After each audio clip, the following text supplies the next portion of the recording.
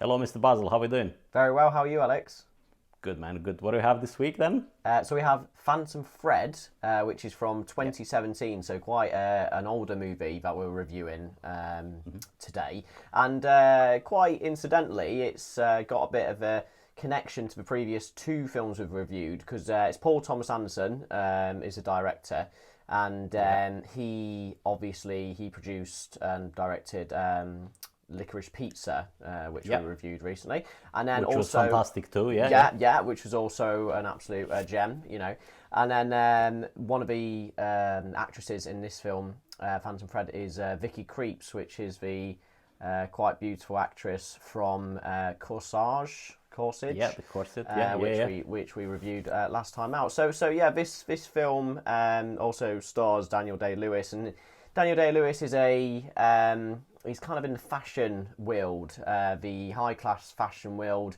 I want to say 1950s/60s is the era I was kind of getting out from it. And he's a very bizarre older gentleman who is single and makes a point early on in the film that he was bound to be a bachelor and will never marry.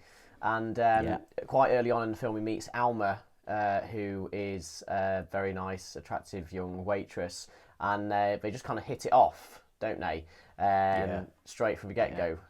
So he's like this super iconic, legendary fashion designer. So he dresses queens and princesses basically in his job. He's got the House of Woodcock is called his name.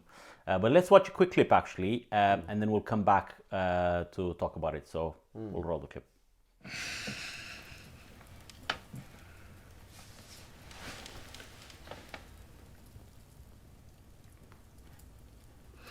If you want to have a staring contest with me, you will lose.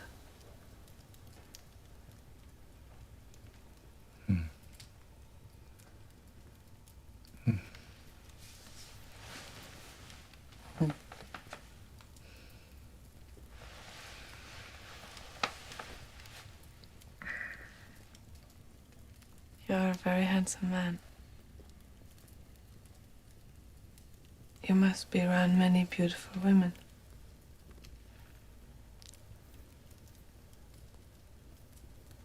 Yes. Why are you not married? I make dresses. You cannot be married when you make dresses. I'm certain I was never meant to marry. I'm a confirmed bachelor. I'm incurable. Oh,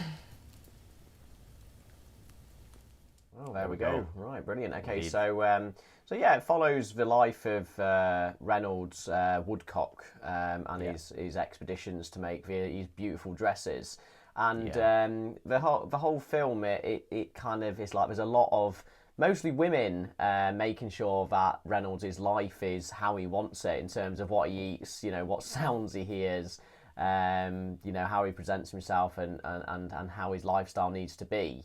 And because he's quite an awkward chap, isn't he? He gets irritated easily, and he has to have his day perfectly orchestrated. Otherwise, he can't work, and he does seem to be working an awful lot. But yeah, you just get to see a bit of an insight into his tailoring, don't you, of these dresses? Yeah. And there's almost kind of a bit of an ASMR feel to it, isn't there? Especially early on in the film and how he goes about his work. But what did you think of it, Alex? That's interesting that you've picked on that. I never picked up on that, but he is surrounded by women. His tailor, all his tailors are women. His sister, obviously, that runs the house. What's her name? Cyril. Cyril, yeah. Cyril, yeah. Is literally the most strictest and like a henchman almost to him. Now he lives in this bubble of fame, and fair enough, he is both famous but very worthwhile famous, but because his work is absolutely beautiful. He's literally masterpieces of these dresses. They look amazing, all of them, and it's all in the material, and you can see all that craftsman's passion that you see in people that do carpentry or things like that, put their soul into it. And he just literally has been put in this position that nothing needs to be disturbed in his flow of the way he lives his life by anything. Not even love can disturb that process and routine of his, because the art, the dresses are what's the ultimate goal here. And then this girl comes in, Alma, played by Vicky Krieps, which is from a complete total society class, let's call it. She's a waitress. She's from the countryside. I believe she's French. She speaks with a bit of an accent. Yeah. She's naturally and just literally just oozes beauty, natural beauty. There's nothing fake about her. There's no perfection or anything. No, it's just a natural, a genuine beauty of both as a soul and a woman, the way she looks. And he sees that because he's got the eye. But then in order for the two of them to live properly together in harmony and be happy, some major sacrifices need to be done, isn't it, Baz? Yeah, absolutely. It does indeed. And as I said, it almost starts off as, Alma is completely enthralled by Reynolds and how he is.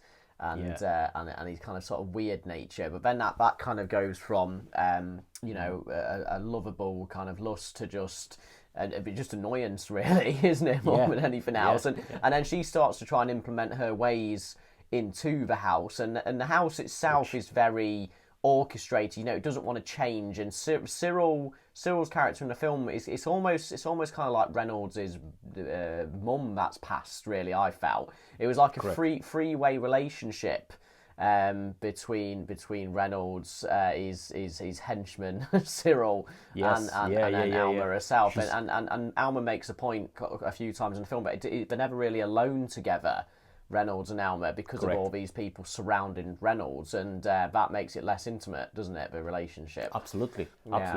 And all she's trying to do is have a normal relationship with him, in a house that is not in any shape or form normal, because even the house feels cold and feels like everything needs to be perfect, sewed and tight, and everything needs to be crystal clear. But then as soon as they get out of the house, it becomes a bit blurry. And when those scenes when they're in the car, they're like very chaotic and not as crystal clean as the scenes in the house. But then the music, Baz, this is the same composer that did There Will Be Blood, isn't it? Johnny Greenwood. Yeah, he did There Will Be Blood with by Paul Thomas Anderson, and it's fantastic. I thought this is rightly paced. Don't you think? It's kind of got there's lots of violin and piano in there, isn't it? And it's kind of fits the theme of the era that it's meant to be filmed in. And Johnny Greenwood, I mean, is from Radiohead, isn't he? So.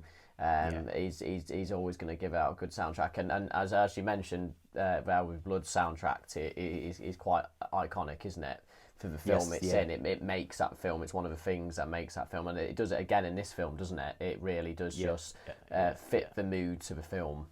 And then speaking of high class performers, obviously Daniel Day-Lewis or Jordan Peterson, as he's known in this film. It's like he's got this weird striking look, like Jordan Peterson's playing the part of Reynolds. Maybe back then in 2017 Jordan Peterson will look different, but today they look very much like But I mean, you can just watch Daniel Day-Lewis, can't you, all day? And especially for me, it's the scene where he first meets Alma in this little kind of tea rooms, I think you would call it, next to the English coastline somewhere. And he's just so charming. He's so charismatic.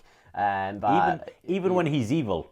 Even when he's evil, even when he's evil. But you could just listen to him play these kind of characters all day, really. Just him on screen is absolute joy to watch. Agreed. And it'd be sad to say it's his potential last film. Yes, he hasn't done anything since then, and he did say he's retiring after that role. And what he was nominated for this role and along other nominations. But I think the film got the costume Oscar, which is obviously I couldn't think of any other film.